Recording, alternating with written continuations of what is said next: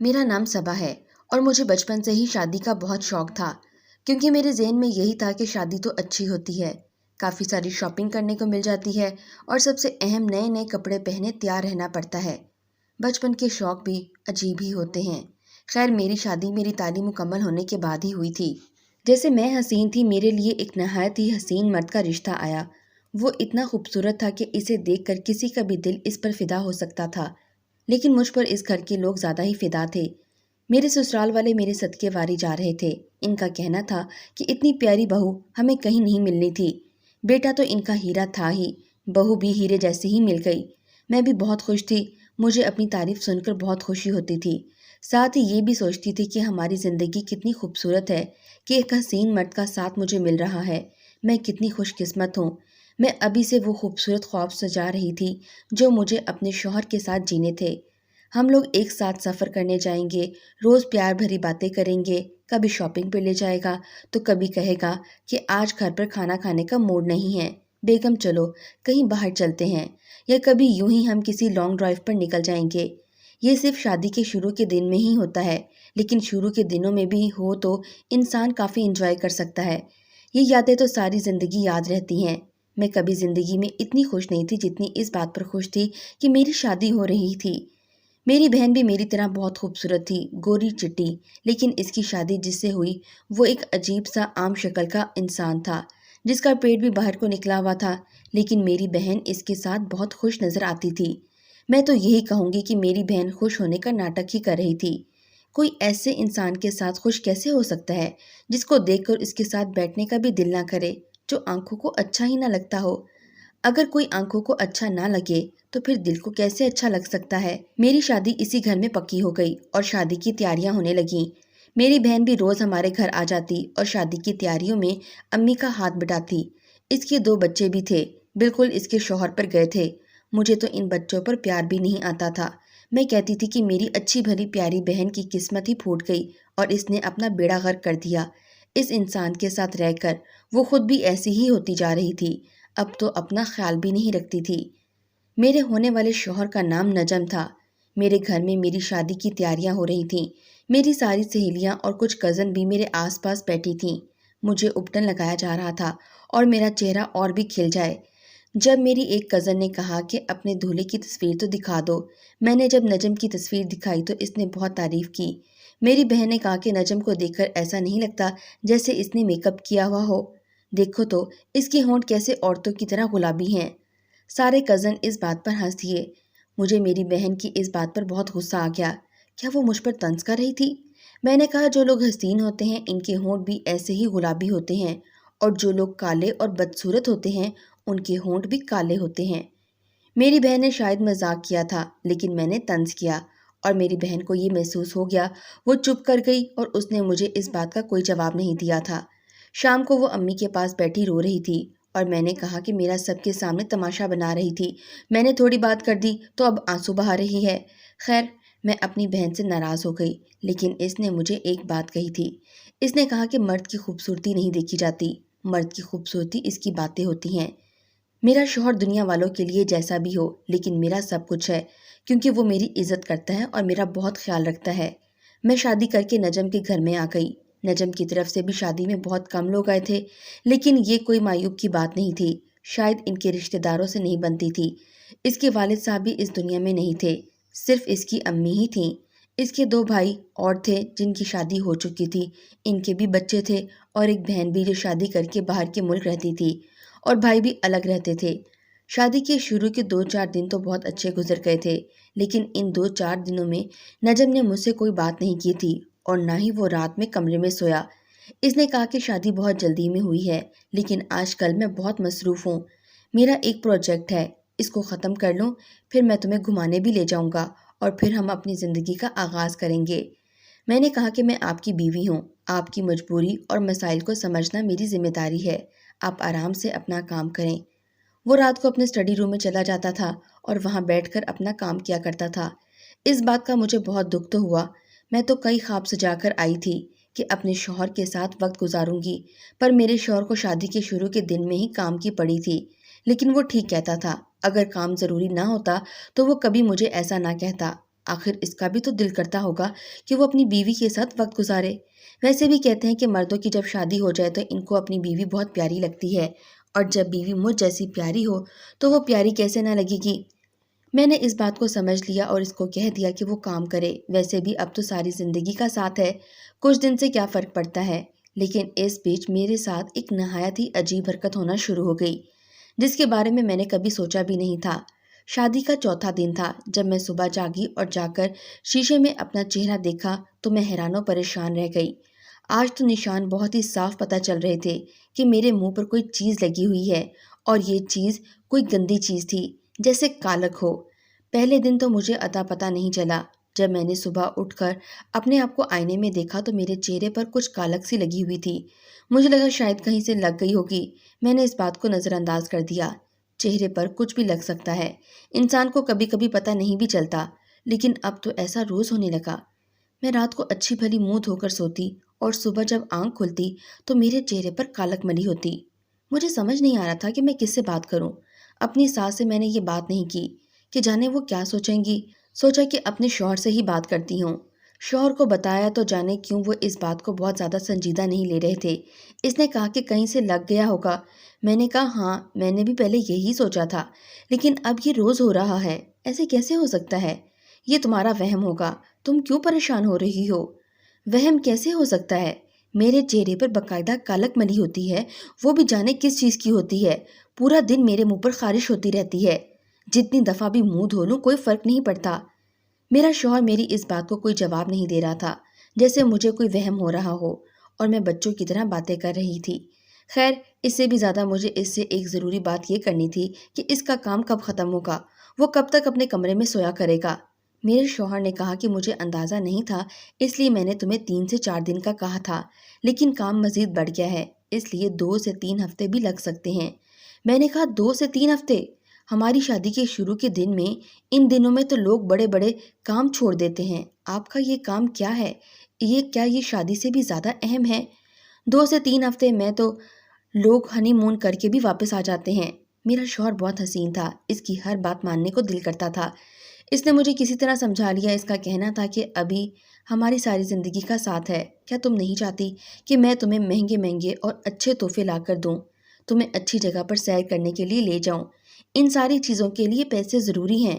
اگر یہ کام اتنا ضروری نہ ہوتا تو کیا میں تمہیں اکیلا چھوڑ کر دوسرے کمرے میں رہتا؟ تم جیسی حسین بیوی کو کوئی پاگلی شادی کے شروع دنوں میں اکیلا چھوڑ دے گا؟ بس یوں سمجھو کہ یہ پاگل بہت مصروف ہے، یہ کام کرنا میرے لیے بہت ضروری ہے۔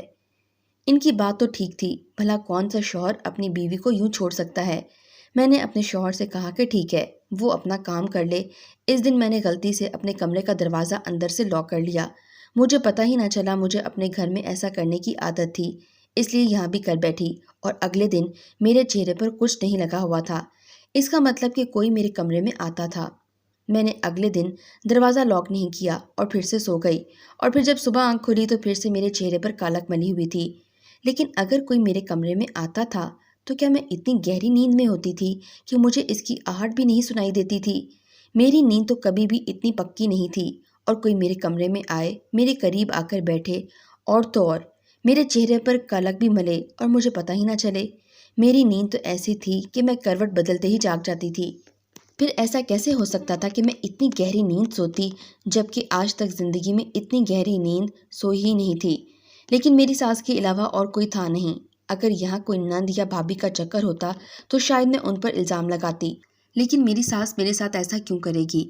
میرے کمرے میں جو بھی آتا تھا مجھے اس کی آہٹ کیوں نہیں سنائی دیتی تھی؟ اگلے دن میں نے سوچ لیا کہ میں نہیں سوؤں گی اور جا کر دیکھوں گی کہ میرے کمرے میں کون آتا ہے، لیکن مجھے پتہ نہیں کب نیند آ گئی۔ میں نے اپنی ایک دوست سے اس کے بارے میں پوچھا کہ اچانک سے گہری نیند آنا شروع ہو گئی ہے۔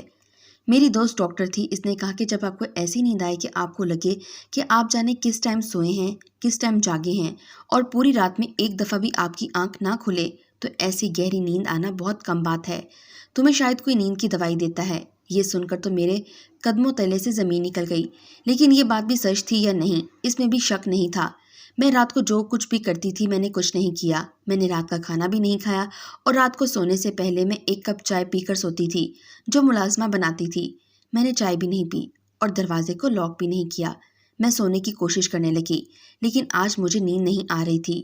میں سوچنے لگی کہ شاید میں پریشان ہوں، اس لیے مجھے نیند نہیں آ رہی، لیکن پریشان تو میں پچھلے 1 ہفتے سے تھی، اور بستر پر لیٹتے ہی مجھے نیند آ جایا کرتی تھی۔ ابھی میں یہ سوچ ہی رہی تھی کہ میرے کمرے میں کوئی داخل ہوا۔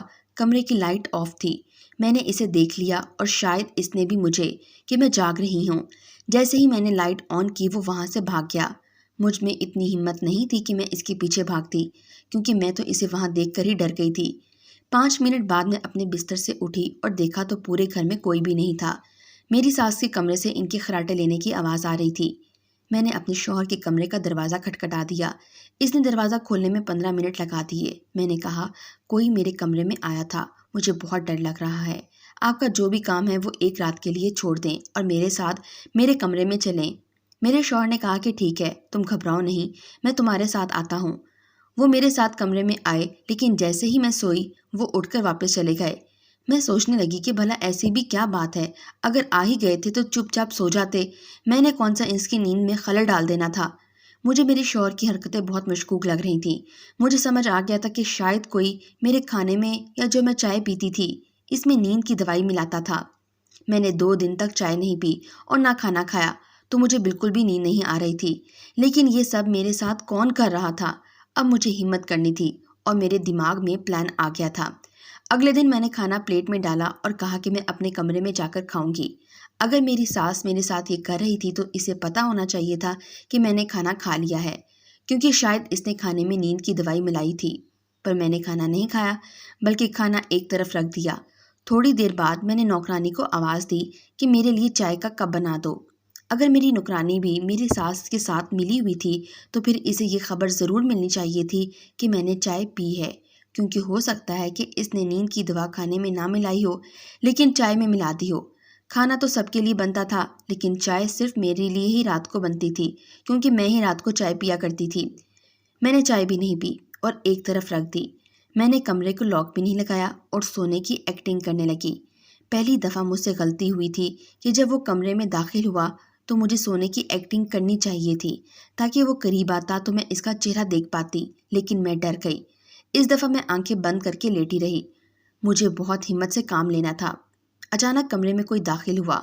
وہ بہت محتاط قدم بڑھاتا ہوا میری طرف بڑھ رہا تھا۔ مجھے اس کی قدموں کی چاپ سنائی دے رہی تھی۔ میرا دل دھڑک رہا تھا، لیکن میں کسی طرح ہمت کر کے لیٹی رہی۔